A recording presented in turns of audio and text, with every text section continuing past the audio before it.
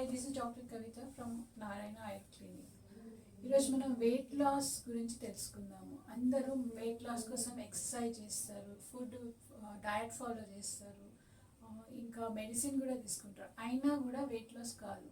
ఎందుకంటే దానికి ఒక రూల్ ఉంది. మీరు ఎప్పుడు తిన్నాక కూడా మీ 75% of your stomach should be full, అంటే 25% మీ స్టమక్ ఎంటీ ఉండాలి.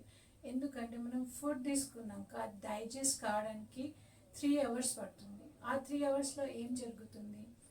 ఫస్ట్ డైజెస్టివ్ జ్యూస్ సీక్రెట్ అవుతుంది, హైడ్రోక్లోరిక్ యాసిడ్ సీక్రెట్ అవుతుంది. దానివల్ల ఫుడ్ డైజెస్ట్ అవుతుంది, బ్యాడ్ బ్యాక్టీరియా చచ్చిపోతాయి. సో మీరు ఫుల్ స్టమక్ తిన్నారనుకో, ఆ 25% స్పేస్ లేకుంటే ఆ డైజెషన్ పూర్తిగా కాదు. మీరు ఒక్కసారి తిన్నాక ఆల్రెడీ 25% ఆఫ్ స్పేస్ కవర్ అవుతుంది.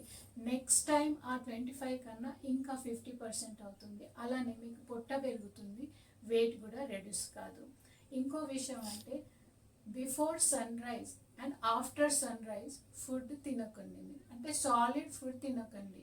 వాటర్ మీరు తాగొచ్చు, ఫ్రూట్స్ కూడా తినకూడదు. ఎందుకంటే ఆ టైంలో ఆయుర్వేద ప్రకారం మనది డైజెస్టివ్ ఫైర్ అంటే అగ్ని చాలా స్లో ఉంటుంది, అంటే అది డైజెస్ట్ కావడానికి టైం పడుతుంది.